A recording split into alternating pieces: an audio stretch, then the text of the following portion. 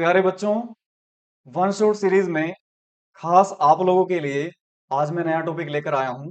Alternating current बहुत ज्यादा scoring topic है और मिनिमम से मिनिमम टाइम में आप मैक्सिमम मार्क्स गेन कर पाओगे अगर आप आज ये टॉपिक कंप्लीट कर लेते हो तो मैं कोशिश करूंगा कि 90 से 95% थ्योरी का पार्ट तो कंप्लीट कर दूं और 70 टू 80% न्यूमेरिकल पोर्शन भी आज कंप्लीट करने की कोशिश करूंगा। अगर ऐसा नहीं हुआ तो सेकंड वीडियो में बनाऊंगा स्पेशली न्यूमेरिकल्स के पॉइंट ऑफ व्यू से। ओके, तो चलिए स्टार्ट करते हैं ऑल्टरनेटिंग करंट। ठीक, बिना रट्टाफिकेशन के, बिना रट्टाफिकेशन के एक भी चीज, एक भी इक्वेशन, एक भी फॉर्मूला मैं आप लोगों को याद नहीं करवाऊंगा। सारा कुछ आपको ओरली याद होगा। ठीक है, देखते हैं। तो बुक्स में डिफरेंट वे से स्टार्ट करते हैं इसी को, मेरा तरीका थोड़ा डिफरेंट है, आप इससे चलिएगा। ठीक, तो सबसे पहले हम बात करते हैं जनरेशन ऑफ एसी। तो प्यारे बच्चों, आप अभी तक ये जानते हो कि करंट इलेक्ट्रिसिटी में हमने जितने भी रेजिस्टेंस, आर इक्विवेलेंट वगैरह फाइंड करने की बात करी, तो उसमें हम सोर्स करते थे यूज जो था डीसी, है ना, डीसी वोल्टेज या डीसी करंट, जो एक कांस्टेंट वैल्यू थी।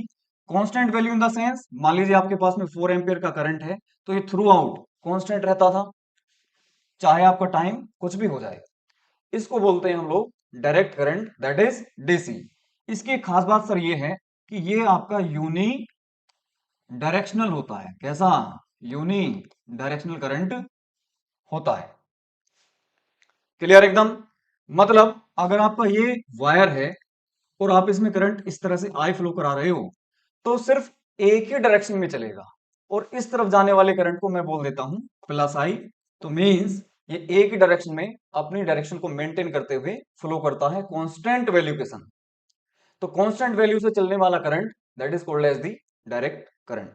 अब हम बात करते हैं जनरेशन ऑफ एसी की। ठीक, देखो जरा ध्यान से, आपने फ्लक्स वगैरह पढ़ा हुआ होगा, इतना मैं मान के चलता हूं, तो उसके बाद ही एसी आ पाएगा, आपको इंडक्शन वगैरह आना चाहिए। ठीक, तो फैराडे ने ये कहा कि सर अगर हम किसी तरह फ्लक्स में चेंज कर लें, है ना, फ्लक्स में क्या कर लें, चेंज कर लें, तो ईएमएफ इंड्यूस होता है।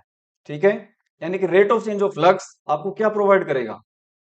इंड्यूस ईएमएफ प्रोवाइड करता है। देखो कैसे, सबसे पहले मेरे को ये बताओ, अगर नॉर्थ से साउथ आपका मैग्नेटिक फील्ड सेटअप हमने करा, तो flux passing through one turn of the coil, तो सर आप बताओगे कि magnetic field dot A means B area of the coil A into cos theta, P A cos theta लिख सकते हो एक टर्न से। और अगर आपके पास में एन नंबर ऑफ टर्न्स हैं, तो फाई आपके पास में आ जाएगा बेटा कितना? एन बी ए कोस थीटा। अब ध्यान दो जरा, इस फ्लक्स को आप कैसे कैसे चेंज कर सकते हो? या तो आप मैग्नेटिक फील्ड चेंज करो, या कोयल का एरिया चेंज करो, या फिर नंबर ऑफ टर्न्स बढ़ाओ। इन तीनों काम में से कोई सा भी काम फिजिबल नहीं होता। क्या हम नंबर ऑफ टर्न्स बढ़ा सकते हैं? नहीं। मैग्नेटिक फील्ड अगर आप बढ़ाना चाहोगे चाहोगे तो लार्ज से लार्ज आपको मैग्नेट्स लगानी पड़ेंगी, फिर हटानी पड़ेंगी। ठीक, बहुत मुश्किल काम है। एरिया भी बढ़ाना बहुत मुश्किल होगा। तो एक खास बात आती है कि अगर हम एरिया की ओरिएंटेशन एरिया की ओरिएंटेशन चेंज कर दें, मतलब by changing theta, by changing theta means by rotation, bye rotation अगर हम फ्लक्स को चेंज कर लेते हैं, तो will get the induced EMF. ये बात समझ में आई? क्लियर एकदम? तो इंड्यूस्ड ईएमएफ आपकी ई कितनी हो सकती है? D phi by D t से आप कैलकुलेट कर सकते हो सर, कितनी हो जाएगी? एन बी ए, ये तो कांस्टेंट है। कोस थीटा का इंटीग्रेशन कितना होगा? अच्छा एक बात बताओ, अगर मैं थीटा एंगल रोटेट करता हूं, थीटा एंगल रोटेट करता हूं with uniform angular speed omega से, तो आप लिख सकते हो कि theta is equal to omega into t. अगर आपको यहां से यहां तक जाने में टाइम लगा टी, तो थीटा इज इक्वल टू कितना पुट कर सकते हैं हम? ओमेगा टी, यानी displacement equal to velocity into time. अब रोटेशन करते टाइम आप थीटा की जगह ओमेगा टी पुट अप कर सकते हो, तो इसकी जगह मैं लिख सकता हूं कितना? Omega into T. इसको मैं क्या लिख सकता हूं? कोस ओमेगा टी। क्लियर? इस चीज की जगह। तो एन भी आपका कांस्टेंट है बेटा। cos ओमेगा टी का डिफरेंशिएशन बताइए कितना होगा, माइनस साइन ओमेगा टी और इनटू ओमेगा। बोलो सर ये बात समझ में आई या नहीं। Minus N B A omega sine omega T. Clear. तो आपको मिला induced EMF is equal to, पहली बात तो नेगेटिव साइन आ रहा है क्योंकि आपको वर्क करना पड़ेगा, क्योंकि अपोज करेगा। इंड्यूस्ड ईएमएफ क्या करेगा, अपोज। तो अपोजिंग नेचर की वजह से देखो नेगेटिव साइन आ रहा है। दूसरी बात, अगर मैक्सिमम वैल्यू आप इसकी पुटअप करना चाहो तो मैक्सिमम वैल्यू कितनी होगी सर, 1। और मिनिमम वैल्यू कितनी, -1। तो अगर मैं इसके मैग्नीट्यूड की बात करूं तो आप ये कह सकते हो कि सर इसका मैग्नीट्यूड होगा N B A omega into sine of omega t. तो इसकी अगर मैक्सिमम वैल्यू मैं यहां पर पुटअप करूं तो कितनी होगी सर, वो 1। तो उस टाइम ई मैक्स हो जाएगा आपके पास में, maximum is equal to N B A omega. बोलो बात समझ में आई या नहीं। तो देयरफॉर आपको ईएमएफ इंड्यूस्ड का फॉर्मूला कितना सेटअप हो गया, देखिए E is equal to E max into sine of omega t. ये आ गया आपके पास में ईएमएफ इंड्यूस जो हुई यहां पर उसका आंसर। क्या ये कांस्टेंट वैल्यू आई, सर नहीं, ये तो साइन के अकॉर्डिंग चेंज होने वाली वैल्यू है, ऑल्टरनेटली चेंज करता है आपका साइन फंक्शन। तो मींस ये आपको ऑल्टरनेटिंग ईएमएफ ऑब्टेन हो चुकी है, इसी को हम बोलते हैं एसी। अब इसका ग्राफ देखते हैं, इसका देखते हैं ग्राफ। बेटा थोड़ा सा टाइम लगेगा लेकिन ध्यान से देखते जाइए। ये आपका साइन फंक्शन होता है, साइन 0 पर 0, 90 डिग्री पर इसकी वैल्यू कितनी, 1 होती है। तो ऑल्टरनेटली ये देखो पॉजिटिव और नेगेटिव, पॉजिटिव और नेगेटिव की फॉर्म में ऑल्टरनेटली अपने आप को क्या करता है, चेंज। ये साइन फंक्शन होता है। ईएमएफ कितनी है आपके पास में, E is equal to E not into sine omega t आई है अभी, जो हमने डेराइव करी है अभी थोड़ी देर पहले। तो साइन की वैल्यू मैक्सिमम कितनी सर, 1। तो 1 इंटू ई नोट, तो इसकी मैक्सिमम वैल्यू आएगी आपके पास में कितनी, ई नोट। और मिनिमम वैल्यू आएगी इसकी माइनस ई नोट। ठीक है, ये आपका एसी का ग्राफ हो गया। अब एक बात बताओ कि अगर मैं कोस का ग्राफ बनाना चाहूं, किसका, कोस टी का। तो कोस टी का ग्राफ कैसा होता है, कोस 0 पर होगा बेटा 1 और कोस 90 पर 0, ऐसे बना दीजिए इसको। और इसी तरह ये भी साइनसोइडल फंक्शन है, ये भी साइनसोइडल फंक्शन है। तो ये भी ऑल्टरनेटली अपने आप को ऑल्टरनेटली चेंज करता हुआ आगे बढ़ेगा। ठीक है, अब सुनो ध्यान से। साइन टी ऑल्टरनेटली चेंज अपना क्या कर रहा है, नेचर चेंज कर रहा है। तो इसका मतलब क्या है कि ऊपर और नीचे नहीं, इसका मतलब बेटा ये है, ध्यान से देखिएगा, एसी इस फॉर्म में नहीं चलता। ये गलतफहमी बच्चों के दिमाग में होती है, बेसिकली है क्या, सुनिए। मैंने अभी बताया कि जो डीसी करंट है वो यूनी डायरेक्शनल करंट है। ठीक है, कैसा है, यूनी डायरेक्शनल। अगर मैं इधर बोलूं कि 2 एम्पियर करंट है तो आप इसको बोलोगे +2 एम्पियर करंट। लेकिन अगर मैं आपसे बोलूं कि अगर इस वायर में 2 एम्पियर करंट है लेकिन इस डायरेक्शन से वापस है, तो आप बोलोगे सर -2 एम्पियर है। क्लियर। तो सर प्लस और माइनस का मतलब ये है कि अगर प्लस है तो फॉरवर्ड डायरेक्शन में और माइनस है तो बैकवर्ड डायरेक्शन में, बैकवर्ड डायरेक्शन में। क्लियर। तो हम ये कह सकते हैं कि एसी किस फॉर्म में ट्रेवल करता है, forward and backward, forward and backward. ठीक। तो AC is by directional current, by directional current, दोनों डायरेक्शन में चलने वाला। अब सुनो, देखो यहां से ध्यान से देखो, ये यहां से अगर मैं देखूं और यहां तक, तो सर ये एक साइकिल कंप्लीट हो गई। तो एक साइकिल को कंप्लीट करने में जितना टाइम लगता है उसको बोलते हैं बेटा टाइम पीरियड। एंड एक सेकंड में जितने आप ऑक्सीलेशंस करोगे, है ना, नंबर ऑफ ऑक्सीलेशंस पर सेकंड, वो आपकी क्या होती है, फ्रीक्वेंसी। मान लीजिए आपने एक सेकंड में यहां से यहां तक चला और देखा आपने कि 30 ऑक्सीलेशंस कंप्लीट हो गए, तो इसकी फ्रीक्वेंसी कितनी हो गई, 30। तो फ्रीक्वेंसी क्या है, number of oscillations per unit second. तो फ्रीक्वेंसी और टाइम पीरियड में रिलेशन देखो, frequency is equal to 1/t। अब एक रिलेशन आता है ओमेगा में और टाइम पीरियड में। तो ओमेगा क्या है, देखो पूरा डिस्टेंस 2 पाई, अगर आप टाइम पीरियड टी से कवर करते हो तो आप क्या कर रहे हो, 2π/t ओमेगा वेलोसिटी से मूव कर रहे हो। तो ओमेगा इज इक्वल टू कितना आ गया, 2π/t। ठीक, 1/t कितना सर, फ्रीक्वेंसी। तो ओमेगा को आप लिख सकते हो सर कितना, 2πf। ये बात समझ में आई। तो ये एंगुलर स्पीड या एंगुलर वेलोसिटी और फ्रीक्वेंसी में, या एंगुलर फ्रीक्वेंसी और सिंपल फ्रीक्वेंसी में रिलेशन आ गया। इसका यूनिट आता है रेडियन पर सेकंड, इसका यूनिट होता है पर सेकंड मींस हर्ट्ज, इसका यूनिट क्या होगा, हर्ट्ज। ठीक, इतनी बेसिक बात आपको पता चली। अब देखो सर, अगर मैं आपसे बोलूं कि मेरे को 2 का, 4 का, 6 का एवरेज लेना है, 2 का, 4 का, 6 का एवरेज लेना है, यानी कि डिस्क्रीट नंबर्स का एवरेज लेना है, तो मैं क्या करता हूं, sum of the numbers divided by कितने नंबर्स हैं उस नंबर से डिवाइड कर दो। 3 है ये, तो डिवाइड कर दिया किससे, 3 से। सम करो 12/3, तो इसका एवरेज आ गया 4। एवरेज इस तरह से निकालते हैं जब डिस्क्रीट आपकी क्वांटिटीज होती हैं। बट सर अगर हमारे पास में कैसी क्वांटिटी आ जाए, कंटिन्यूअस नेचर की क्वांटिटी आ जाती हैं, तो हम एवरेज निकालने के लिए कैलकुलस मेथड का यूज करते हैं। देखो ध्यान से, एवरेज फॉर कंटिन्यूअस क्वांटिटीज, ये बहुत इंपॉर्टेंट चीजें हैं, ये आनी चाहिए। तो मान लीजिए कोई एफ क्वांटिटी है, तो मैं सम करूंगा कंटिन्यूअस क्वांटिटी का एफ dt से, 0 से t तक, और डिवाइड बाय ड्यूरेशन, तो आपको एवरेज ऑब्टेन हो जाएगा, आपको एवरेज ऑब्टेन हो जाएगा बड़े आराम से। ठीक, तीसरा मेथड, पहला तरीका ये हो गया बेटा, दूसरा तरीका ये हो गया। तीसरे तरीके में बहुत ध्यान से देखना कि अगर मैं इंटीग्रेशन को पूछूं, तो आप बोलोगे सर इंटीग्रेशन रिप्रेजेंट करता है area under the curve, area under the curve, graph के नीचे जितना भी एरिया है उसको कौन बताता है, आपका इंटीग्रेशन। कैसा, डेफिनेट। इनडेफिनेट क्या देता है, इनडेफिनेट इंटीग्रेशन आपको प्रोवाइड करता है क्या, family of curves, family of curves provide करता है। और सर आपका जो डिफरेंशियल होता है वो आपको ऑब्टेन करता है slope of tangent, slope of tangent बताता है, या rate of change of quantity बताता है। क्लियर एकदम। तो ये मीनिंग समझ आने चाहिए।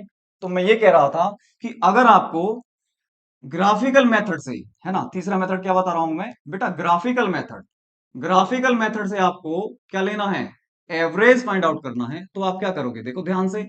मान लो ये 0 है, ये आपका हो गया 8, है ना, और ये हो गया आपके पास में 2। तो ये ड्यूरेशन कितनी है सर, सर ये ड्यूरेशन है 2। इसका एरिया निकाल लो, एरिया मतलब इंटीग्रेशन का मतलब एरिया फाइंड आउट कर लो, एरिया डिवाइडेड बाय ड्यूरेशन, तो बड़े आराम से आप क्या फाइंड आउट कर लोगे बेटा, एवरेज। तो प्यारे बच्चों, ये वाला मेथड कॉम्पिटिटिव एग्जाम्स में बड़े प्यार से आप यूज कर सकते हो to find out the average. Clear एकदम। मैं यहां पर भी यूज कराऊंगा इस मेथड को।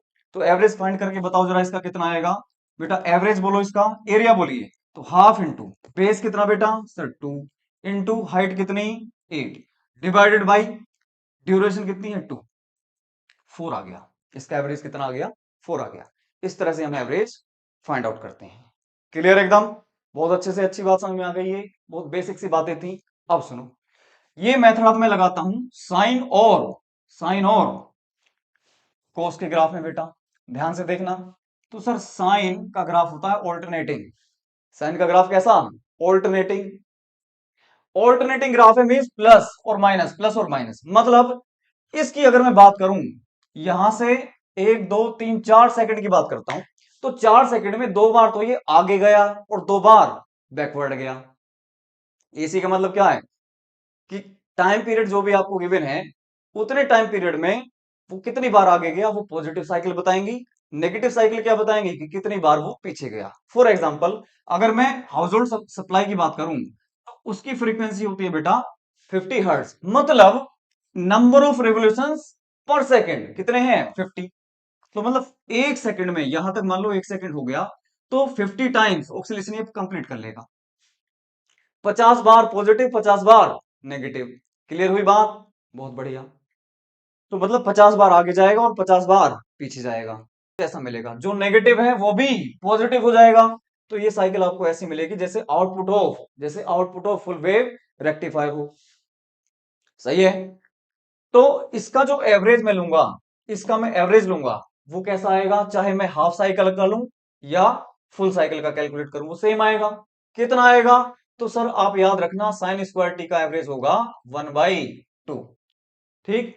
अब अगर कोई पूछे कि सर पॉजिटिव तो यहां तक भी था ये, तो हाफ साइकिल का एवरेज कितना होगा, साइन टी का एवरेज अगर कोई पूछे हाफ साइकिल के लिए, हाफ साइकिल के लिए, तो बेटा इंटीग्रेशन ऑफ साइन टी, है ना, 0 से पाई तक निकाल लो और डिवाइडेड बाई पाई।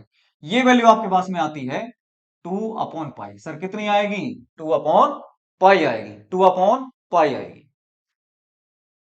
ठीक, बहुत बढ़िया, आगे चलते हैं।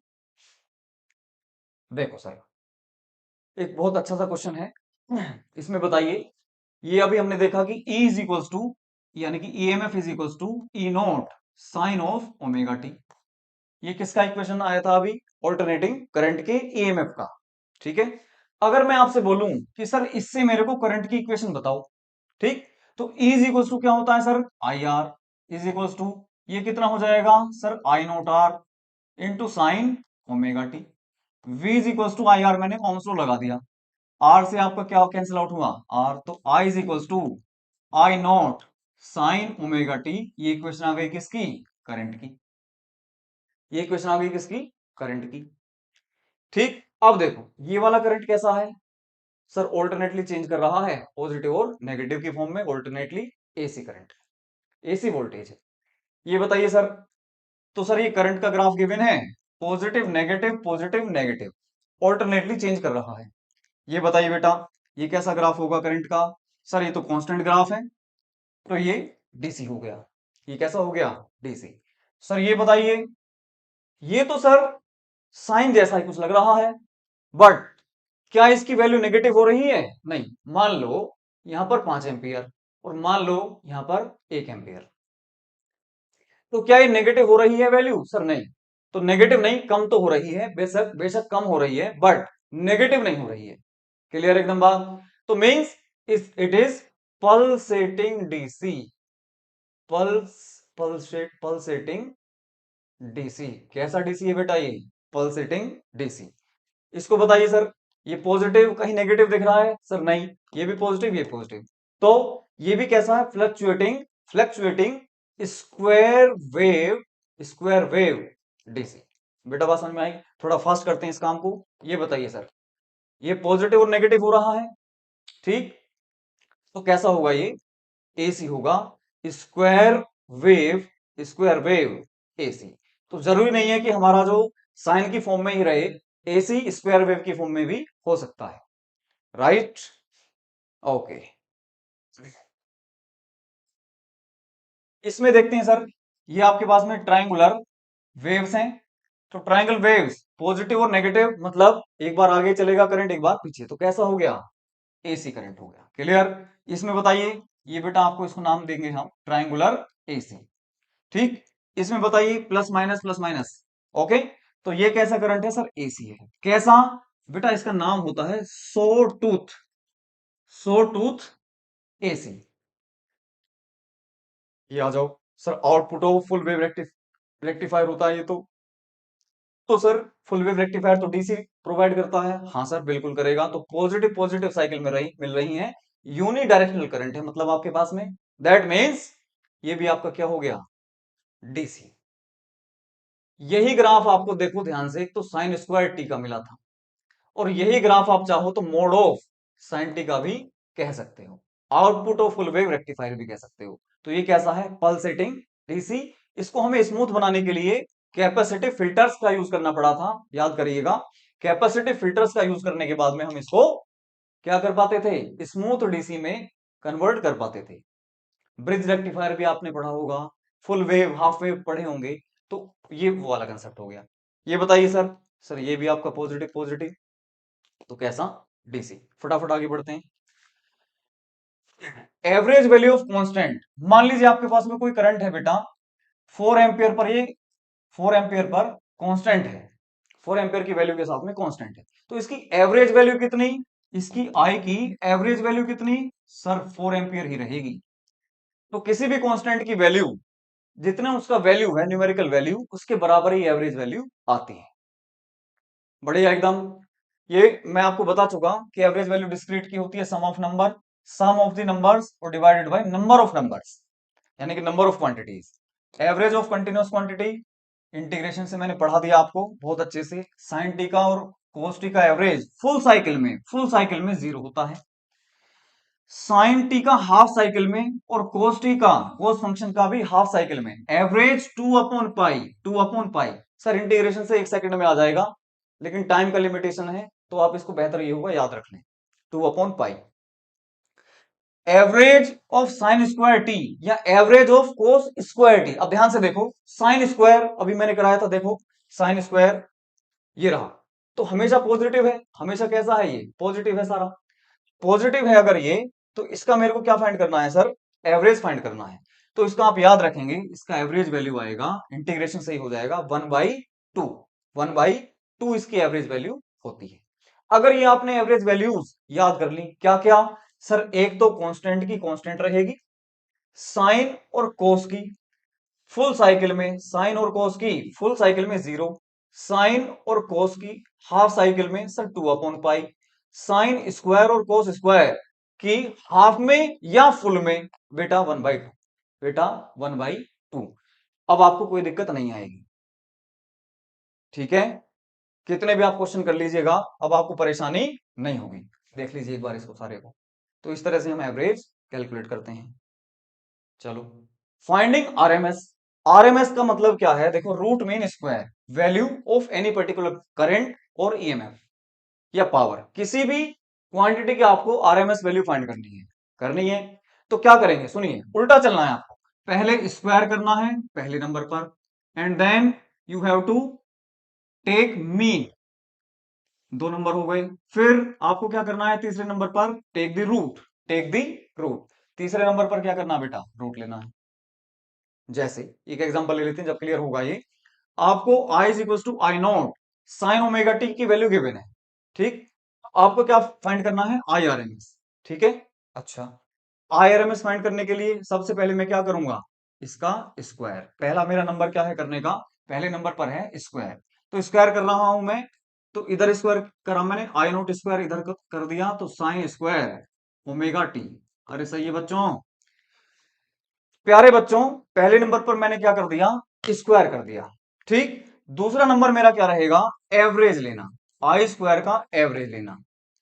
तो कैसे लूंगा मैं एवरेज, देखो, यानी कि इसका एवरेज, ये है कांस्टेंट नंबर, बेटा कैसा नंबर है ये, कांस्टेंट। तो आई स्क्वायर का मीन, आई स्क्वायर ही रहना है, मल्टीप्लाई बाई बेटा sign square omega T, sign square omega T का एवरेज जल्दी से बताओ, अभी मैं लिख कर आया हूं सर 1/2। तो ये आ गया आई नोट स्क्वायर इंटू 1/2। ये किसकी वैल्यू आ रही है बेटा, आई स्क्वायर के एवरेज की आ गई। यहां तक आ गए, चलो इधर ही चलते हैं, ठीक, यहां तक हो गया। अब आपको चाहिए therefore I R M S. आपने क्या कर दिया, स्क्वायर किया, मीन कर दिया, ठीक। तो आपको क्या करना है अब, रूट। तो आंसर आ गया आपके पास में root of I not square into 1/2। तो बेटा ये आपके पास में आ गया, आई नॉट बाहर गया बाई √2। अब आप इस चीज को याद रखेंगे कि sir I R M S या V R M S is equal to maximum value का 1/√2 टाइम्स होता है, 1/√2 टाइम्स होता है, ठीक है। कोई डाउट हो बताइए इसमें, ठीक है। तो ये 70.7% ऑफ द मैक्सिमम वैल्यू आता है। मतलब ऐसे कर लीजिए आप, आई नोट डिवाइडेड बाई 1.414, तो ये वैल्यू 0.707 आएगी। मतलब मैक्सिमम वैल्यू का कितना, 70.7। टू अपॉन पाई की वैल्यू कितनी आती है, 0.637, यानी कि 63.7 होता है एवरेज वैल्यू, ठीक है। खैर ये कोई बात नहीं, थ्योरेटिकल बातें हैं, पता होनी चाहिए हमें थोड़ी सी, ठीक। चलो एक बात बताओ, मैंने क्वेश्चन लिया छोटा सा, नेक्स्ट पे लेते हैं, चलिए। फाइंड आई एवरेज, है ना, क्वेश्चन क्या है आपके पास में, आई एवरेज फाइंड करना है 2t का। आई इज इक्वल टू कैसा है, 2t from t is equal to 0 से t is equal to 6 second तक, चलो ठीक है। तो सर हम क्या करेंगे, आई एवरेज कैलकुलेट करने के लिए, आई एवरेज कैलकुलेट करने के लिए इंटीग्रेशन ऑफ टू टी कहां तक, 0 से कहां तक चाहिए, 6 तक, और डिवाइडेड बाई टाइम इंटरवल कितना है नीचे, 6। ठीक है, तो बेटा इसका हो गया 2 इंटू टी का बोलो, टी स्क्वायर बाई 2 होगा सर, टी स्क्वायर बाई 2 होगा, और लिमिट हो गई आपके पास में 0 to 6 और डिवाइडेड बाई 6 यहां लिख दिया मैंने। तो 2 से आपका 2 कैंसिल आउट हुआ, तो 1/6 ये बचा आपके पास में, अपर लिमिट 6, तो टी में आप 6 पुट करो, 6 का स्क्वायर माइनस 0 पुट करो तो 0 का स्क्वायर, तो 36/6 बेटा कितना आंसर आ गया, 6 ampere is the average value of current. Clear, बहुत अच्छे से समझ में आया ये। ठीक है, आगे चलते हैं।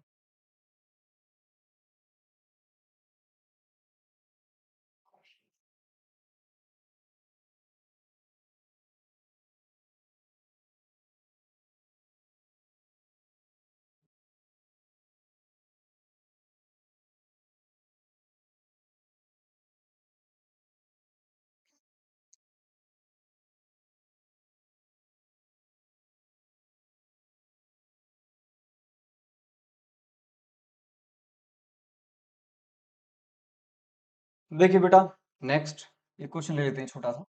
V is equals to 100 sign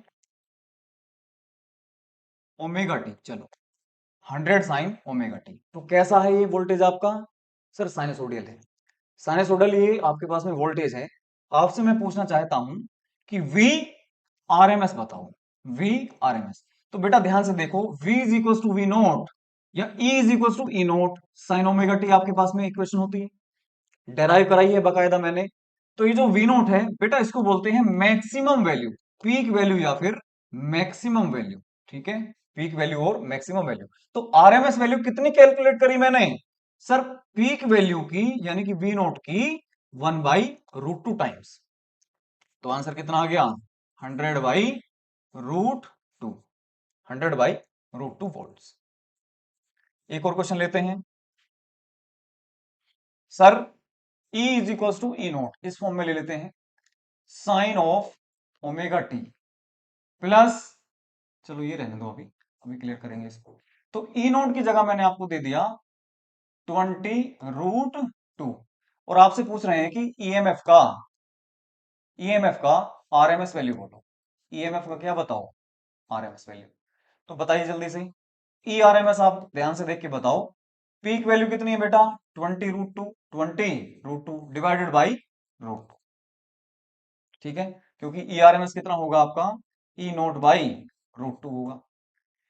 तो ये आंसर आ गया आपके पास में 20 वोल्ट्स। अच्छा एक बात बहुत मजेदार, जो आपके पास में इंस्ट्रूमेंट्स होते हैं, वो एमीटर की बात करो या आप वोल्ट मीटर की बात करो, ठीक, तो सर ये इनकी जो रीडिंग होती है, वो आप ध्यान से सोच के बताओ कि रीडिंग जो होगी वो आरएमएस रीडिंग होगी, पीक रीडिंग देता है, या एवरेज रीडिंग हमें ऑब्टेन कराता है,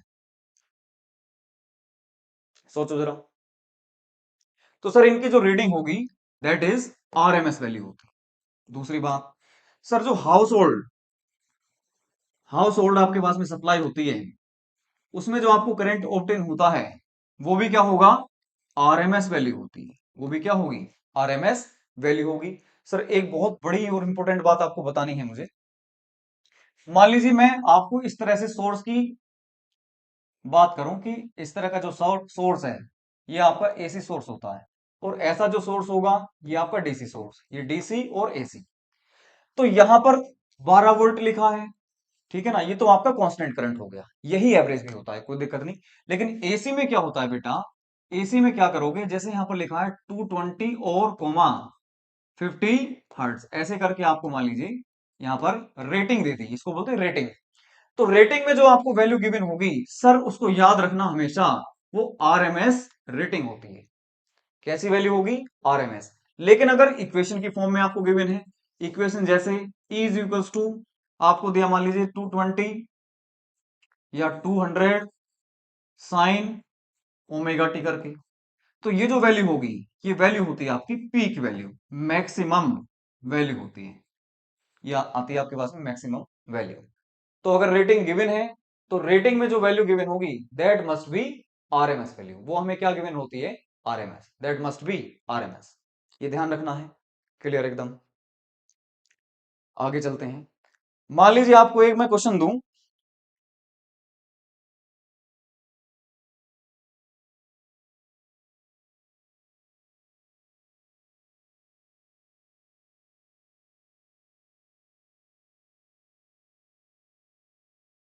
कि I is equals to 10√2 sin 100 pi t plus पाई/3 ऐसे करके क्वेश्चन दिया। पहली बात मैं आपसे पूछना चाहता हूं कि सर IRMS बताओ। IRMS तो सर यहां पर जो इक्वेशन में वैल्यू रहती है that is nothing but I naught, यानी कि मैक्सिमम करंट है, ये पीक करंट है। पीक करंट आपसे पूछे तो 10√2। आरएमएस बोलिए बेटा। I naught that is 10√2 divided by √2, 1/√2 times of peak current. ये आ गया आपके पास में 10 एम्पियर। सर आपसे पूछेंगे ओमेगा बताओ या फ्रीक्वेंसी बताओ कितनी होगी। तो सर साइन में ओमेगा टी, टी के मल्टीप्लाई में जो भी टर्म होगी वो आपका होना चाहिए क्या? ओमेगा। वो आपका होना चाहिए ओमेगा। तो ओमेगा कितना लिख दूं मैं बेटा? 100 पाई। तो प्यारे बच्चों ओमेगा इज वोट 2 पाई/टी। 2 पाई/टी मतलब 2 पाई और 1/T/f। तो 2 पाई f इज इक्वल टू कितना लिखूं मैं? 100 पाई। पाई से पाई कैंसिल करो तो से ये 50 टाइम्स कट होगा तो फ्रीक्वेंसी आपकी आ गई 50 हर्ट्ज। 50 हर्ट्ज आपके पास में क्या आ गई? फ्रीक्वेंसी आ गई। अच्छा, अगर कोई फंक्शन 0 से स्टार्ट कर रहा है तो आप बोलोगे उसका इनिशियल फेज 0। अगर वो पाई/3 से स्टार्ट करे, थीटा इक्वल्स टू पाई/3 से स्टार्ट करो करे वो, तो उसको बोलते हैं इनिशियल फेज। अगर मैं यहां पर आपको 0 देता तो वो 0 होता उसका इनिशियल फेज। इनिशियल फेज कितना है बोलता मैं? 0। इनिशियल फेज बोलता मैं 0। लेकिन यहां पर गिवन है आपको कितना बेटा? पाई/3। तो यहां पर इनिशियल फेज होगा आपका, इनिशियल फेज होगा पाई/3। इसको बोलते हैं इनिशियल फेज। ठीक, ये बेसिक पूरा तैयार हो चुका है। अब आप क्वेश्चंस न्यूमेरिकल्स बड़े आराम से कर सकते हो। ठीक है, ये बहुत अच्छा सा मैंने बेसिक कराने की कोशिश करी। इस चीज को लोग ना स्किप कर देते हैं, इसको स्किप नहीं करना है। बहुत अच्छे अच्छे क्वेश्चन यहाँ से बनते हैं। बाकी तो 15 मिनट का है वो। RL circuit, RC circuit, AC along the inductor only, AC along the capacitor में 5-10 मिनट में करा दूंगा। बेसिक इतना ज्यादा इंपॉर्टेंट है ये, यहाँ पर दिक्कतें आती हैं बच्चों को। तो उन प्रॉब्लम्स को देखते हुए मैंने ये आपके लिए तैयार किया है। बहुत अच्छे अच्छे क्वेश्चंस मैं इसमें इंक्लूड करूंगा।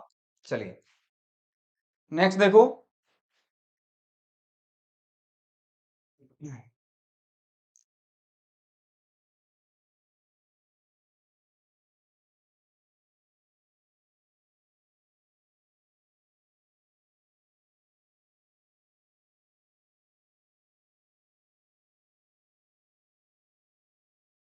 चलिए बेटा देखो, अगर करंट की मैं बात करूं, ठीक है ना, किसकी बात करूं मैं? करंट।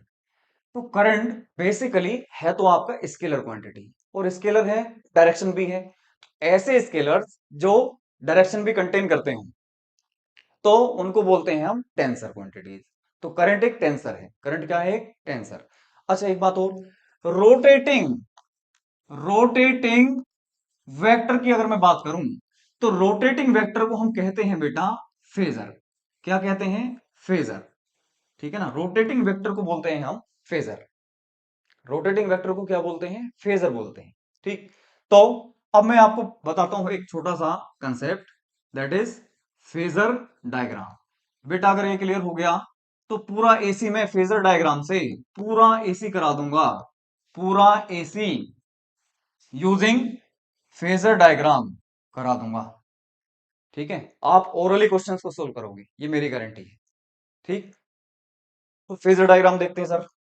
देखिए जैसे मैं आपसे बोलूं कि हमने कोऑर्डिनेट कोऑर्डिनेट सिस्टम पढ़ा है, ये एक्स एक्सिस तो ये वाई एक्सिस, ये आपके पास में 0 और ये 90 डिग्री। बेटा ये कितना? 180 डिग्री। ये माइनस एक्स एक्सिस होता है। ये प्लस वाई ऊपर तो नीचे कितना? Minus Y. 270 डिग्री की बात करें। यहां से अगर मैं ऊपर की तरफ चलूं ऐसे, है ना, तो थीटा को मैं लूंगा बेटा पॉजिटिव। लेकिन अगर मैं एलिवेशन की जगह डिप्रेशन की तरफ चलूं नीचे, तो थीटा को मैं लूंगा नेगेटिव, एंगल को लूंगा कैसा, नेगेटिव। क्लियर ये बात? तो जैसा सिस्टम हम कोऑर्डिनेट सिस्टम में यूज करते हैं, जो भी कंसेप्ट, वही अब यहां पर यूज करेंगे। अब हम देखो, ये कितना एंगल है यहां पर सर, 0। ये कितना बेटा, ये 90। तो प्यारे बच्चों ये कितना होगा, 180, और ये कितना, 270। तो मैं चाहता तो यहाँ y एक्सिस ले लेता, यहाँ पर x, ये मेरी मर्जी है। यहाँ पर मैं ले लूं आपका x, यहाँ पर y, और यहाँ पर ये z एक्सिस। वो हमारे ऊपर है कि हम कौन से एक्सिस को क्या ट्रीट कर रहे हैं। अब मैं आपसे बोलता हूं कि सर ये जो आपके पास में रेफरेंस 0 डिग्री का जो एंगल मैं दिखा रहा हूं आपको, इसको मैं रेफरेंस बोल रहा हूं। तो रेफरेंस में बोल देता हूं साइन t के लिए, साइन t या फिर ओमेगा t के लिए। ठीक है, साइन थीटा या फिर साइन ओमेगा टी के लिए मैंने रेफरेंस इसको बोल दिया। अब साइन ओमेगा टी अगर इधर है, तो बेटा ये क्या होगा आपका, तो सर ये होगा साइन ओमेगा टी का negative part, minus sine omega T. ठीक, अब साइन थीटा से 90 डिग्री आगे, साइन थीटा से 90 डिग्री आगे होता है आपका कोस थीटा। ठीक है, साइन 90 प्लस थीटा कितना होता है, कोस थीटा होता है। सही, तो यहां पर आपका क्या आ जाएगा बेटा, कोस थीटा। कोस थीटा मतलब ओमेगा टी। तो ऊपर अगर कोस ओमेगा टी है, तो बेटा नीचे क्या आएगा, तो प्यारे बच्चों नीचे आपका फेजर आएगा माइनस कोस ओमेगा टी। नीचे कितना आएगा, माइनस कोस ओमेगा टी। अब देखो फेजर क्या है, सुनो ध्यान से। मैं आपसे बोलता हूं कि एक करंट है मेरे पास में, I is equal to 2 sine omega t, 2 sine omega t. तो इसका मतलब क्या है कि यहां पर जो है ये मैक्सिमम वैल्यू है बेटा इसकी, है ना, ये मैक्सिमम वैल्यू को आप कन्वर्ट कर दीजिए, आप कन्वर्ट कर दीजिए लेंथ में। तो 2 यूनिट लेंथ का, है ना, डायरेक्शन किधर, साइन ओमेगा टी की तरफ। तो ये बन गया आपके पास में I1 का फेजर, इसको मैं बोल देता हूं I1। क्लियर एकदम, ध्यान से समझिए, क्योंकि अगर ये कंसेप्ट अच्छे से क्लियर हो गया, एसी में कुछ नहीं है फिर, एसी में फिर कुछ भी नहीं है। क्लियर एकदम।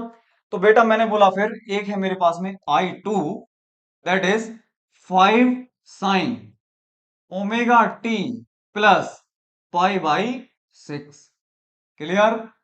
तो ध्यान से देखो, इसका मैग्नीट्यूड कितना है सर, ये तो 5 है। तो सर ये 5 है अगर, तो 5 लेंथ का वेक्टर लूंगा मैं, है ना, रोटेटिंग वेक्टर मतलब फेजर, 5 लेंथ हो जिसकी। और साइन ओमेगा टी से प्लस, प्लस मतलब ऊपर, पाई बाई 6 एंगल। तो 5 लेंथ का साइन ओमेगा टी से कितने एंगल पर, पाई बाई 6 पर। ये आपने बना दिया फेजर, दैट इज I2। ये किसको रिप्रेजेंट करेगा, आपको I2 को रिप्रेजेंट करेगा। क्लियर एकदम, बहुत अच्छे से समझ में आया। अच्छा, मैंने बोला आपसे कि सर एक है मेरे पास में current I3, that is 10 sign omega T minus 30 degree, है ना, इस बार डिग्री में देख लिया, चलो कोई नहीं। अच्छा जी, तो ये 30 डिग्री क्या, आप इसको कर लीजिए पाई बाई 3, पाई बाई 3 बोलते हो तो 60 डिग्री। तो सर 10 लेंथ का, कितनी लेंथ का, 10 लेंथ का आपको एक फेजर बनाना है, साइन ओमेगा टी से minus pi by 3, minus pi by 3।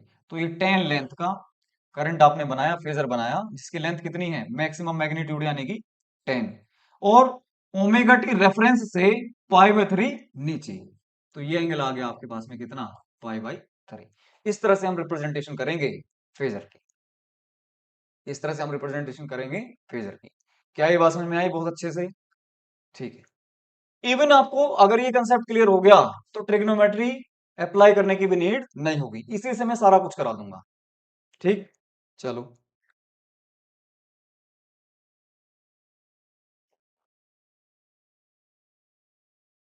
एक करंट है आपके पास में, मान लीजिए मैं बोलूं कितने हुए, 1 2 3 4, I4, चलो 4 कोस omega t plus pi by 3। इसको जरा रिप्रेजेंट करके देखो। तो 4 तो आपके पास में बेटा हो गई लेंथ, 4 तो हो गई लेंथ, 4 लेंथ का मेरे को फेजर बनाना है। पहली बात, कोस ओमेगा टी रेफरेंस से प्लस पाई बाई 3। तो कोस ओमेगा टी यहां पर है, किस रेफरेंस से, पाई बाई 3, यानी कि 60 डिग्री इधर, और कितनी लेंथ का बेटा, 4 लेंथ का। तो ये आपके पास में आ गया I4। 4, ये क्या आ गया आपके पास में, I4 आ गया। तो मेरे हिसाब से सब कुछ क्लियर हो गया होगा। फेजर डायग्राम बहुत अच्छे से समझ में आए होंगे। मैंने पूरी कोशिश करी इसको बहुत अच्छे से समझाने की। ठीक है, डाउट की शायद शायद कोई गुंजाइश ना हो। आगे चलते हैं।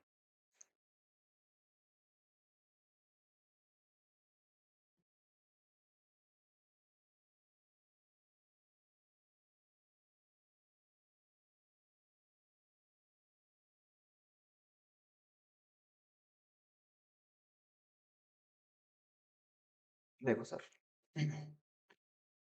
एक वायर है, उसमें करंट जा रहा है बेटा 3 एम्पियर, और एक तरफ से करंट आ रहा है 4 एम्पियर। ठीक है, 3 एम्पियर और 4 एम्पियर का करंट है। तो यहां पर आपका तीसरे वायर में कितना करंट होगा, आई नेट।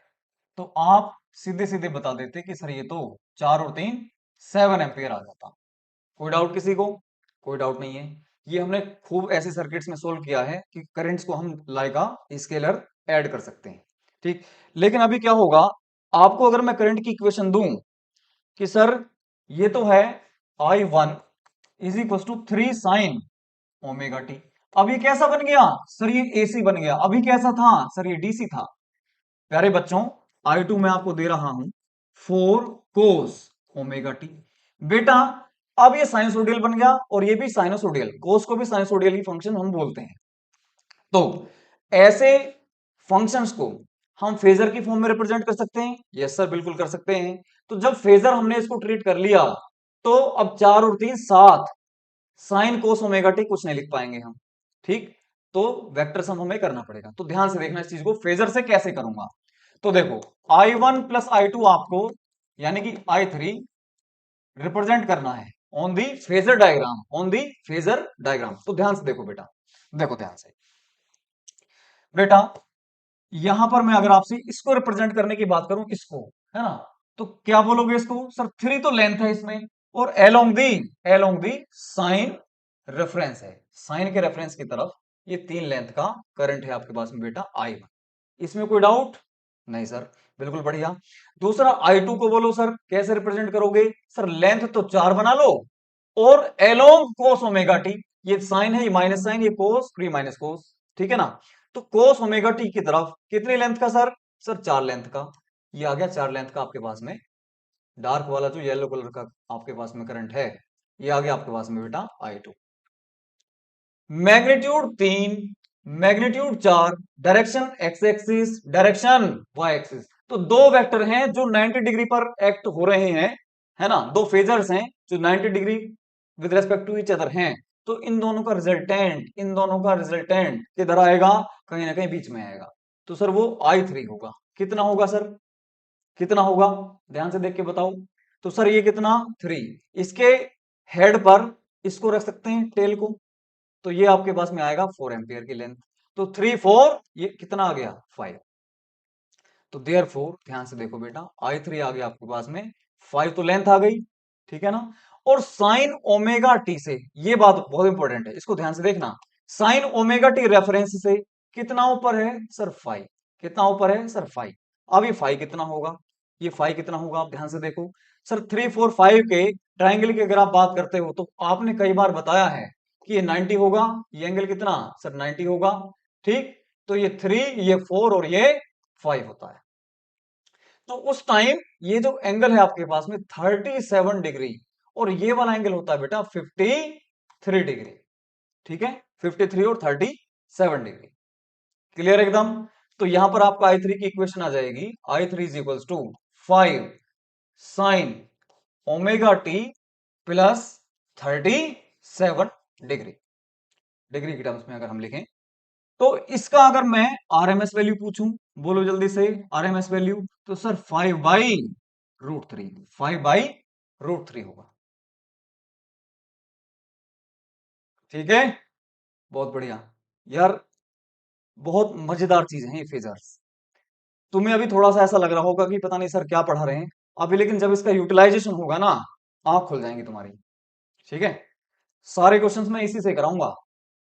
ठीक, एक भी चीज में रटवाऊंगा नहीं।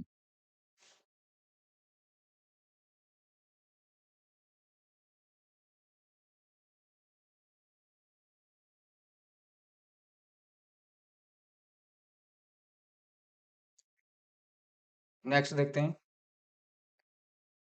तो बेटा, अगर मैंने कोई करंट आपको दिया 3 sin omega t plus 4 cos omega T, ठीक है, तो आपको बताना है इस आई का एवरेज वैल्यू। ठीक है, इस आई का क्या बताना है? Average value. तो ध्यान से देखो, ये दो टर्म्स का कॉम्बिनेशन है, 3 sin ओमेगा टी और फोर कोस ओमेगा टी। फिर से वही कहानी, 3 sin के रेफरेंस में, 4 cos के रेफरेंस में, नेट रिजल्टेंट ये आ गया सर 5, इसकी लेंथ आ जाएगी, एंगल भी कितना आ जाएगा 37 डिग्री। क्लियर? तो करंट की इक्वेशन आएगी आपके पास में I is equal to I naught कितना मतलब 5 into sine omega t plus 37 degree. तो आपसे पूछा है आई एवरेज, तो आई मैक्सिमम का 2/पाई टाइम्स आपके पास में आंसर आएगा। ठीक,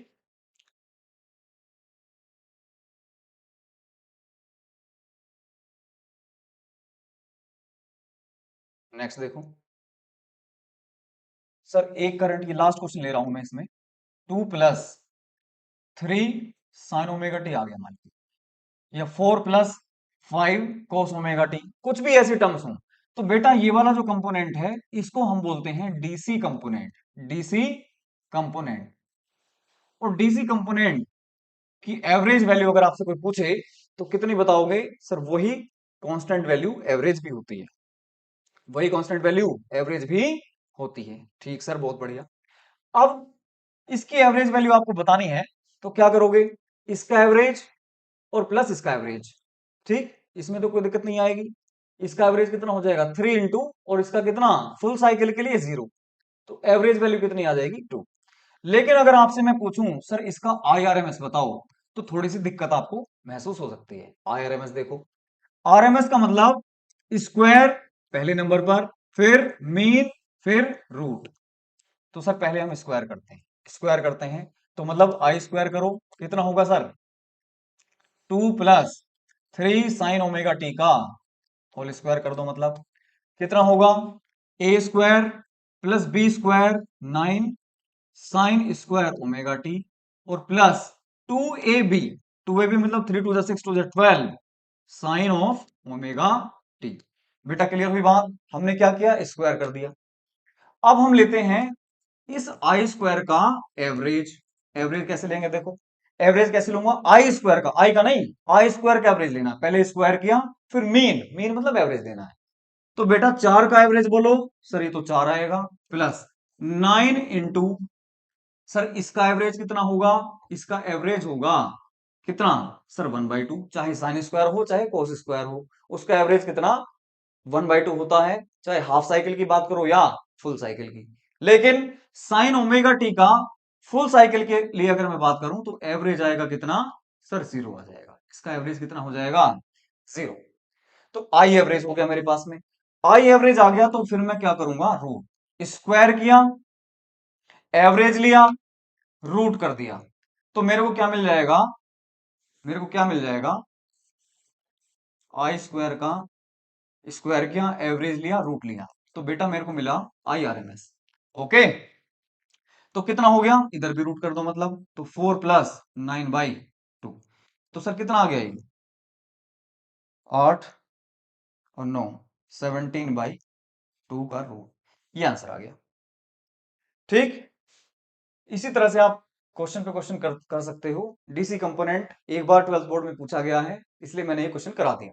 ठीक है, नेक्स्ट देखो। चलो सफिशिएंट होगा इस पे, तो फिर टाइम की लिमिटेशन हो जाएंगी, तो आगे चलते हैं। सर फटाफट देखते जाओ, अब मुझे 10-15 मिनट से ज्यादा नहीं लगेगा। ये है आपके पास में रेजिस्टेंस।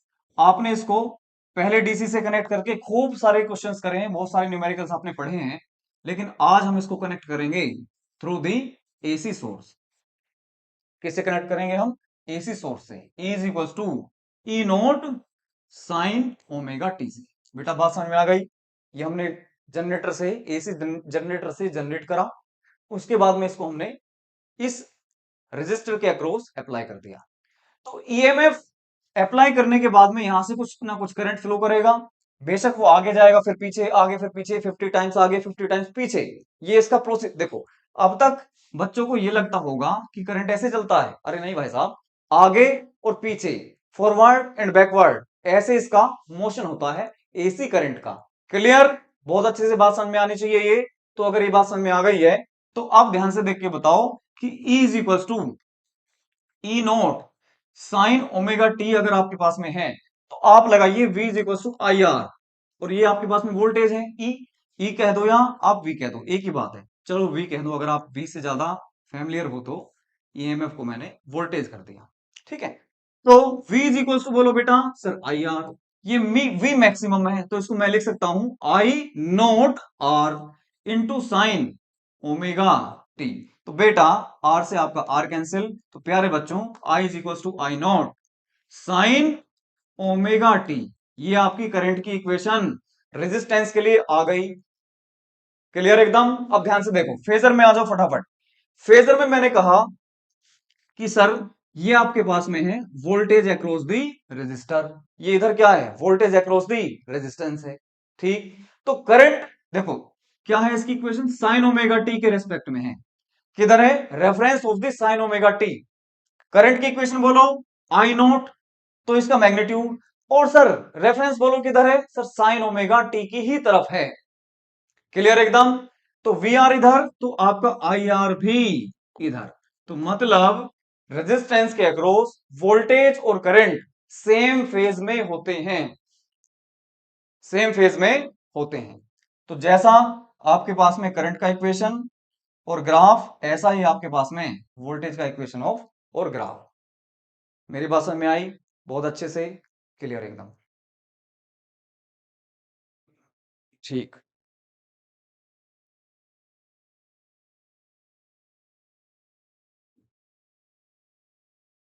बेटा देखो एक बात और तुम्हें बतानी है, एक टर्म आती है पावर। पावर क्या होता है, डीसी में आप करते थे वोल्टेज इंटू करंट करके, वोल्टेज इंटू करंट करके पावर को कैलकुलेट कर देते थे, कोई दिक्कत नहीं इसमें, सही है। और ये आंसर आपका आ जाता था, या फिर आप फाइंड करते थे आई स्क्वायर इंटू आर से, आई स्क्वायर इंटू आर से, ठीक है। अब लेकिन आपके पास में v की जगह v note sine omega T हो गया, बोलो मेरे प्यारे बच्चों, इंटू आई की जगह अब हो गया आई नोट साइन ओमेगा टी। बेटा ये सेम फेज में होते हैं साइन ओमेगा टी और साइन ओमेगा टी, मेरी बात समझ में आ रही है? साइन ओमेगा टी ये भी सेम फेज में, और साइन ओमेगा टी मतलब ये भी सेम फेज में। तो बेटा ये हो गया आपके पास में V naught I naught sine square omega t, ये आई इंस्टेंटेनियस पावर, ठीक है। ये कैसी पावर आई, तो मेरे को फाइंड करनी है बेटा average power over one cycle, ये ओवर फुल साइकिल, दोनों में से कुछ भी, ठीक है। ओवर वन साइकिल या कहूं फुल साइकिल या हाफ साइकिल, सभी के लिए फॉर्मूला काम करेगा। देखो क्या, तो V naught into I naught, ठीक। इसका एवरेज कांस्टेंट नंबर है वी नोट, इसका एवरेज कांस्टेंट नंबर है आई नोट, और average of sine square omega t, बेटा इसका क्या एवरेज। बेटा जल्दी बताओ साइन स्क्वायर का या कोस स्क्वायर का एवरेज कितना होता है, सर ये तो 1/2 होता है, तो V naught into I naught into 1/2। अब इस चीज को मैं क्या लिख सकता हूं, देखो पावर है ना, एवरेज पावर बराबर V naught into I naught, इस टू को मैं लिख सकता हूं दो बार √2 इंटू √2। बोलो ये बात समझ में आई या नहीं? ठीक है, फॉर्मूला नहीं रटवा रहा हूं मैं, डेराइव कर रहा हूं, देखो सामने बिल्कुल। तो वी नोट अपॉन टू बेटा V R M S into I naught upon two मतलब आई आर एम एस। तो पावर का फॉर्मूला आपके पास में आ गया V R M S into I R M S, V R M S into I R M S. Clear? V R M S into I R M S.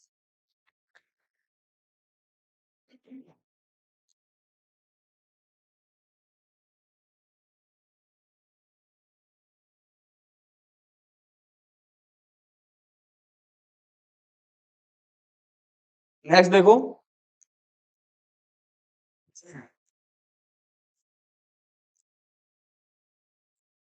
AC across capacitor, आप क्या लोगे अभी, capacitor लोगे, और उसके across क्या apply कर सकते हो, एसी। ये आपने लिया कैपेसिटर, एसी सोर्स के अक्रॉस आपने इसको कनेक्ट कर दिया। तो ईएमएफ वोल्ट बेटा कितनी, सर ईएमएफ या वोल्टेज है ना, कितना होगा वो V naught sine omega t. AC source है ये। डीसी होता तो ये चार्ज हो जाता, कोई दिक्कत नहीं। Q is equal to C V, voltage find करना है, ये सब हम कर चुके। ठीक है, अभी आपसे क्या कह रहे हैं कि जो सी कैपेसिटर है, इसमें इसमें आपने क्यू चार्ज मान लीजिए डेवलप कराया, और इसके अक्रॉस वीसी वोल्टेज डेवलप हुआ कुछ पर्टिकुलर टाइम पर। तो इसमें करंट का जो इक्वेशन होगा, करंट का जो चार्जिंग या डिस्चार्जिंग दोनों ही केस में चाहे तो करंट का इक्वेशन क्या होगा, करंट का इक्वेशन क्या होगा, ये हमें कैलकुलेट करना है। ठीक, जैसे वोल्टेज की बात करी थी हमने रेजिस्टेंस में, फिर करंट की इक्वेशन डेराइव करी थी, दोनों सेम फेज में आ गई थी। अब इसमें बात करते हैं। ठीक, तो V is equal to V naught sine omega t आपने क्या किया, अप्लाई किया। ठीक है, इसके अक्रॉस VC बोलो। देखो बेटा Q बराबर CV होता है कैपेसिटेंस में, कोई डाउट नहीं सर। तो वोल्टेज कितना होगा, Q by C, Q by C, बिल्कुल ठीक है। तो वोल्टेज कितना है अभी आपके पास में भाई, इसके अक्रॉस वोल्टेज बराबर इसके अक्रॉस वोल्टेज, देखो पैरेलल में वोल्टेज बराबर कर दीजिए। तो VC यानी कि Q बाई सी बराबर V यानी कि V naught sine of omega t. यहां तक कोई डाउट किसी को नहीं सर। तो Q is equal to C V naught into sine omega t, यहां तक कोई डाउट नहीं सर। तो Q आपको दिख रहा है, Q अगर अवेलेबल है तो rate of change of charge is current. तो बेटा करंट के लिए आप क्या काम कर दो, D Q by D T कर दो। तो C कांस्टेंट है, V कांस्टेंट है, ठीक है ना, C कांस्टेंट है, V नॉट कांस्टेंट है। साइन ओमेगा टी का सर ये आएगा कोस ओमेगा टी, कोस ओमेगा टी इंटू ओमेगा, है ना, जो भी ये टी का मल्टीप्लायर है उससे मल्टीप्लाई भी करते हैं डिफरेंशियल में, इंटीग्रेशन में डिवीजन करते हैं। तो ये आपके पास में करंट की इक्वेशन आ गई। अब ध्यान से देखो, इसकी मैक्सिमम वैल्यू क्या, सर +1, मिनिमम वैल्यू क्या, -1। तो ये मैक्सिमम अगर 1 हो गया, कोस ओमेगा टी 1 हो गया, तो इसकी वैल्यू आ जाएगी करंट के बराबर। तो मैक्सिमम वैल्यू क्या होगी करंट की, सी वी नॉट ओमेगा। ठीक है, सी वी नॉट ओमेगा। तो ध्यान से देखो, आई इज इक्वल टू, इसको मैं लिख सकता हूं कितना, आई नोट यानी कि maximum current into cos omega t. बात समझ में आती है। अब एक बात देखो, I is equal to I naught के संग फैक्टर क्या है सर, कोस ओमेगा टी। तो इसको अगर मैं फेजर डायग्राम में रिप्रेजेंट करना चाहूं, फेजर डायग्राम में इसको रिप्रेजेंट करना चाहूं, तो कहां पर इसका रिप्रेजेंटेशन होगा, इसको देखते हैं, इसको देखते हैं आप। तो सर हमने कहा ये आपके पास में V अप्लाइड है, V is equal to V naught sine omega t, है ना, V is equal to V naught sine omega t. Current की इक्वेशन कितनी आई sir, I naught cos omega t, I naught cos omega t. तो cos omega T कहां पर है sir, ये रहा, कोस ओमेगा टी कहां पर है सर, ये रहा। तो ये I is equal to I naught cos omega t, यहां पर आएगा आपका करंट, यहां पर आएगा आपका करंट। कोई डाउट किसी को। अब इस ग्राफ को अगर ध्यान से देखें तो 90 डिग्री का फेज डिफरेंस है दोनों में, यानी कि वोल्टेज से करंट 90 डिग्री आगे है। ठीक, लेकिन मैं ये चाहता हूं कि करंट को मैं रेफरेंस पे रखूं और वोल्टेज को देखूं कि वोल्टेज कहां जाएगा। तो ऐसे सोचो आप कि सर ये रहा करंट, ये रहा वोल्टेज, इसको फिक्स्ड कर लो, बिल्कुल फिक्स्ड, है ना। और ऐसे फिक्स्ड करते करते करते करते रोटेट करा दो इसको, कर दिया रोटेट। तो करंट तो आ गया इधर, वोल्टेज कहां आ गया सर, नीचे, वोल्टेज आ गया VC नीचे, और ये आ गया IC। ठीक, अब ये बिल्कुल मैंने प्रॉपर रेफरेंस की तरफ करंट कर दिया। तो आप ये कह सकते हो कि वोल्टेज 90 डिग्री पीछे। यहां पर भी क्या कह सकते थे सर, ये करंट से वोल्टेज 90 डिग्री पीछे, यानी कि दोनों बातें बिल्कुल सेम है, लेकिन इससे ज्यादा बेनिफिट होगा, इस चीज को अच्छी तरीके से हम अप्लाई कर पाएंगे। ठीक बात एकदम, कोई दिक्कत हो बताइए, क्लियर एकदम। तो ये हो गया आपके पास में phasor diagram four phasor diagram for capacitive circuit. ठीक है,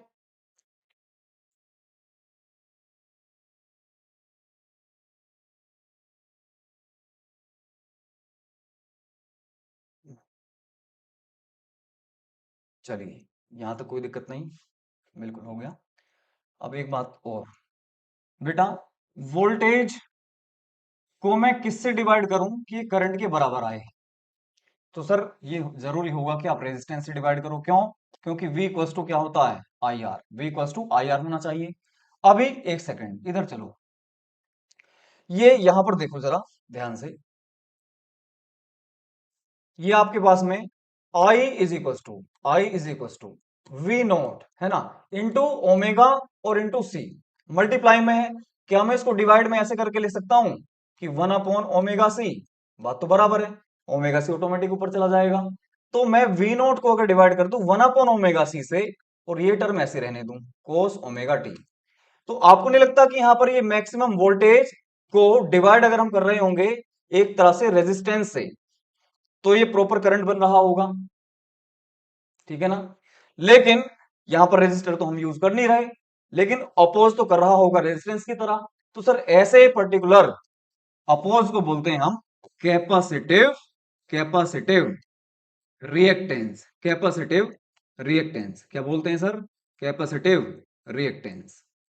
और इस कैपेसिटिव रिएक्टेंस को एक्स सी से रिप्रेजेंट करते हैं। किससे? एक्स सी से। देखो, तो एक्स सी को मैंने लिख दिया 1/ओमेगा सी, है ना? 1/ओमेगा सी को क्या बोल दिया मैंने? एक्स सी। ओमेगा कितना होता है? 1/2 पाई एफ। ओमेगा की जगह कितना? 2 पाई एफ सी। तो बेटा ये हो गया आपके पास में एक्स सी का फॉर्मूला। अब ध्यान से देखो, फोर डीसी, ये बहुत इंपॉर्टेंट बात बता रहा हूं। डीसी के लिए फ्रीक्वेंसी कितनी होती है सर? सर फ्रीक्वेंसी होती है 0। फ्रीक्वेंसी कितनी होती है? 0। क्लियर? तो जब फ्रीक्वेंसी इक्वल टू 0 है, तो देयर फोर एक्ससी की वैल्यू बोल दो फ्रीक्वेंसी 0 अगर आप रख दोगे। फ्रीक्वेंसी क्या रख दोगे अगर आप? 0। तो डीसी के लिए 1/, कोई भी चीज को अगर हम 0 से डिवाइड करें तो ये क्या हो जाएगी? इन्फिनिटी। तो therefore capacitance provides infinite resistance for DC. मतलब डीसी के लिए आप इसको ओपन सर्किट की तरह ट्रीट कर सकते हैं। ओपन सर्किट की तरह ट्रीट कर सकते हैं। किसके लिए? डीसी सोर्स के लिए। डीसी सोर्स के लिए it will behave like open circuit. ठीक है? कैपेसिटेंस। चलिए एक क्वेश्चन देख लेते हैं इसके ऊपर।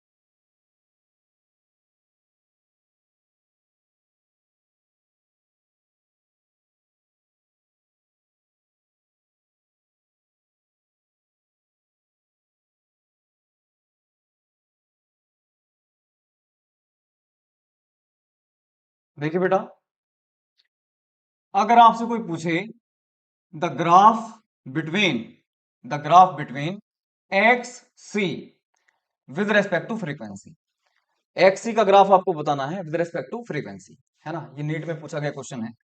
तो एक्स सी आपका होगा बेटा 1/2 पाई एफ सी। तो एक्स सी फ्रीक्वेंसी के इनवर्स में है ना, 1/f टाइम्स है। तो रेसिप्रोकल फंक्शन का रिलेशन है इन दोनों में। तो एक्स सी, जैसे फ्रीक्वेंसी आपकी बढ़ेगी तो एक्स सी की वैल्यू रेसिप्रोकल टाइम्स डिक्रीज होगी। तो जैसे ही फ्रीक्वेंसी आपकी इंफिनिटी हो जाएगी तो एक्स सी की वैल्यू कितनी? 0। एक्स सी की वैल्यू कितनी? 0। ठीक है? तो लार्जर फ्रीक्वेंसी के लिए capacitor will behave like short circuit. दूसरी बात देखो बेटा, अगर मैं आपसे पूछूं कि sir graph between X C and capacitance, तो सर आप बोलोगे सर कैपेसिटेंस को कैसे आप चेंज कर सकते हो? सर ऐसे चेंज कर सकते हैं हम, यहां पर आप कोई भी इंसुलेटर लाओ, डाइलेक्ट्रिक लाइए। क्या लाइए? डाइलेक्ट्रिक। और डाइलेक्ट्रिक को आप इसमें धीरे धीरे क्या करिए? इंसर्ट करिए। इंसर्ट करोगे तो आपका सी वेरी करेगा कि नहीं? सी चेंज होगा तो दैट मीन्स सी के साथ साथ आपका एक्ससी भी चेंज होगा, कैपेसिटिव रिएक्टेंस चेंज होगा। तो वो किस रेट से चेंज होगा? तो देखो, सी में और एक्ससी में भी इनवर्स रिलेशन है, तो इनका ग्राफ भी बेटा रेसिप्रोकल यानी कि रेक्टेंगुलर हाइपरबोला ही आएगा, रेक्टेंगुलर हाइपरबोला ही आएगा। ठीक, एक क्वेश्चन लेते हैं।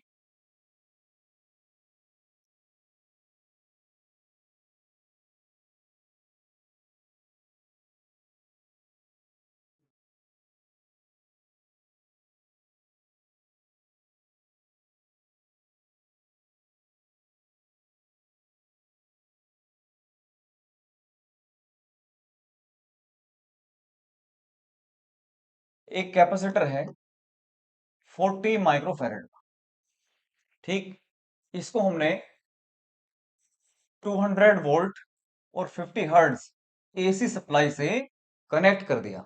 एसी सप्लाई से क्या कर दिया? कनेक्ट कर दिया। Then find RMS value of current, find RMS value of the current. I RMS आपको क्या करना है? फाइंड करके बताना है इन द सर्किट। ठीक है, अब मैंने आपको बताया था, एक ट्रिक बताई थी कि सर ये जो आपको रेटेड वोल्टेज गिवन होता है, this is nothing but RMS value. ये क्या होता है आपके पास में? आरएमएस वैल्यू होती है। और आपसे क्या पूछा है? I RMS. तो मैं क्या कर दूंगा, देखो ध्यान से, V equal to I R जैसा कुछ अप्लाई कर सकते हो, यस सर, लेकिन यहां पर तो R तो है नहीं, तो कोई बात नहीं। तो हम एक काम करेंगे, V R M S divided by X C, है ना, voltage across the capacitor is equal to I into X C. तो सर आई क्या हो जाएगा? VC divided by X C. तो V R M S value मेरे पास में है कितनी sir? 200 divided by X C. अब एक्स सी आप एक सेकंड में फाइंड आउट कर लो, 1/2 पाई एफ इंटू सी। 1/2 पाई एफ बोलो सर 50 इंटू सी बोलो सर 40 माइक्रोफेरेड, तो इंटू 10 की पावर -6 नीचे आएगा तो +6 ऊपर हो जाएगा। ठीक है, करिए इसको सोल्व। तो जैसे आप इसको सोल्व करोगे तो ये वैल्यू आएगी, देखो 1 2 और 5 टू 10, तीन, आप 3 जीरो यहां से कट करो तो 10⁻³ डिवाइडेड बाई नीचे कितना आया? 4 पाई। नीचे कितना आया? 4 पाई। ये वैल्यू आई आपके पास में किसकी? एक्स की। तो 10⁻³ और डिवाइड बाई 4 पाई। ठीक, तो ये हो गया आपके पास में 0.8 पाई एम्पियर। 0.8 पाई एम्पियर आपका आंसर आ जाएगा। ठीक है, कोई डाउट? नेक्स्ट देखते हैं।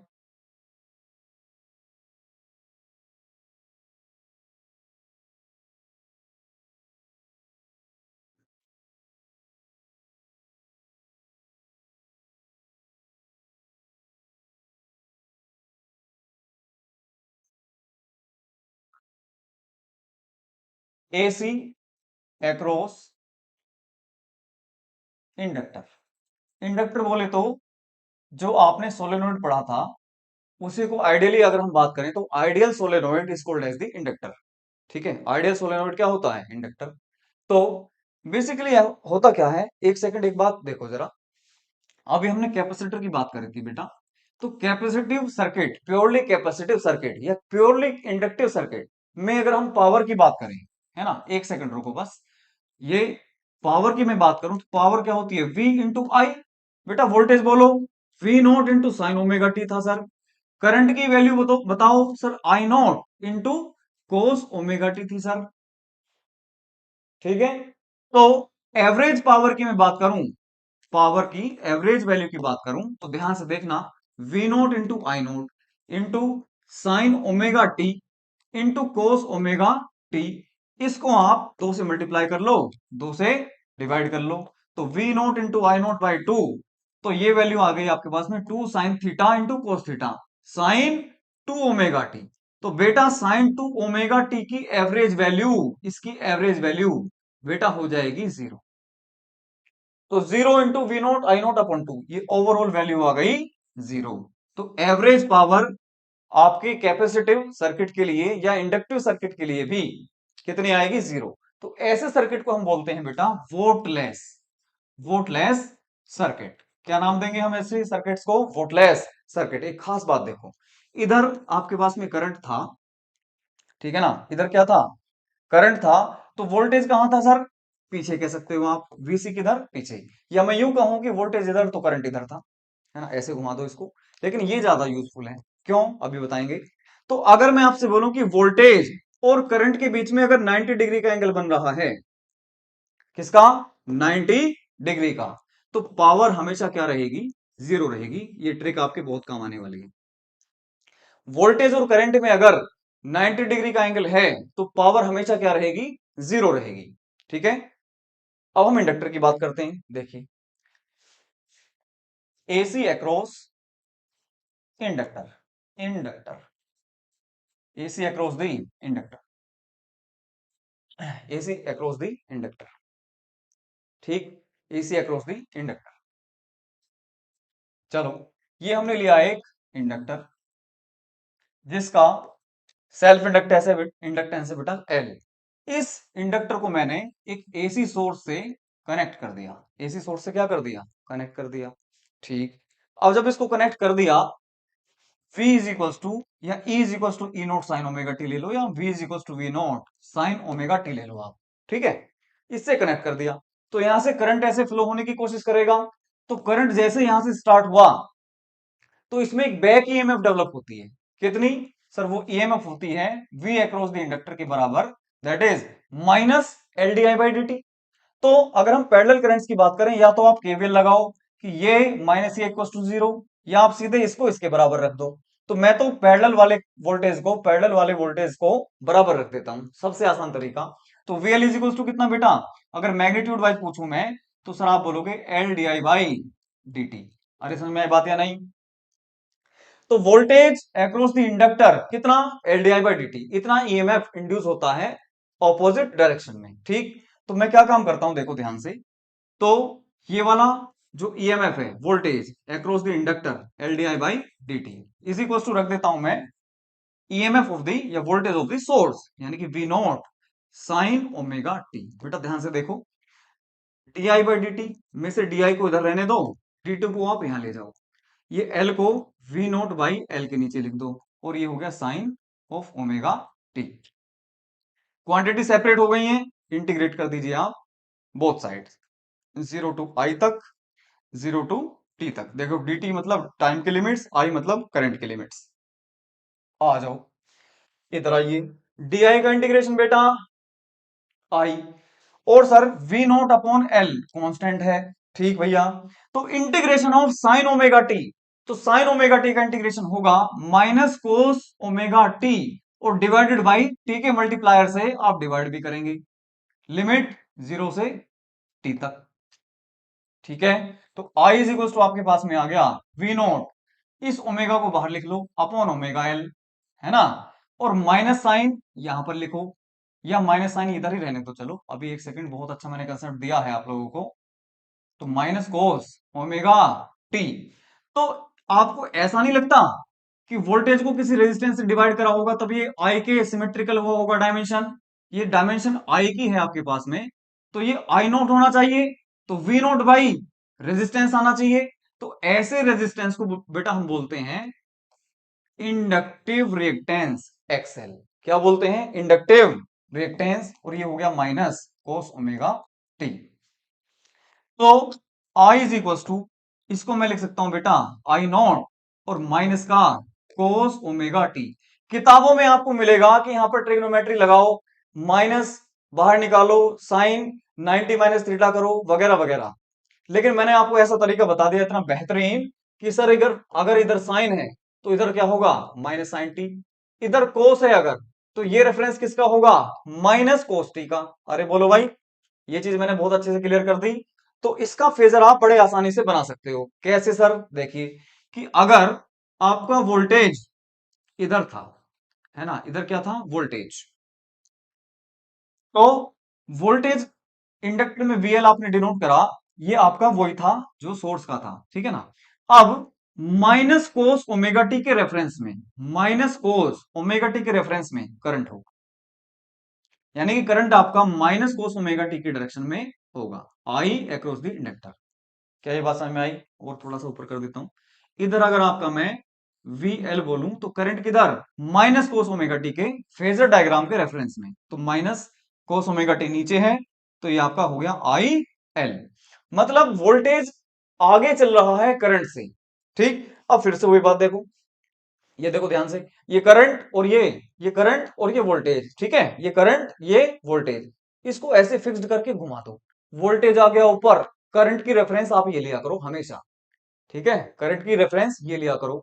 तो करंट अगर इधर जाएगा तो वोल्टेज ऊपर, सर वोल्टेज ऊपर, तो VL आपका आया ऊपर और करंट आ गया इधर, तो इंडक्टर में वोल्टेज क्या करता है, 90 डिग्री लीड करता है, आगे चलता है, किससे, करंट से बेटा, क्लियर एकदम। तो जहां भी करंट और वोल्टेज 90 डिग्री के एंगल पर हो, फेज डिफरेंस पर हो, तो पावर कितनी होगी, यहां भी जीरो। तो inductive circuit is also called as wattless circuit, wattless circuit ही इसको हम बोलेंगे, ठीक है। तो एक काम कर लेते हैं, अब AC through the RL circuit, AC through the RC, AC through the LC circuit, and finally RLC circuit. तो मैं सोच रहा हूं कि एक इसका न्यूमेरिकल्स का और प्लस ये सारे जो टॉपिक बचे हैं एक वीडियो और बना डालें, क्योंकि लेंथ ऑफ द वीडियो आपकी ज्यादा हो जाएगी। तो इस लेक्चर को यहीं पे रोकते हैं, इसका सेकंड पार्ट में जल्दी कल ही अपलोड कर दूंगा, राइट। Okay, thank you.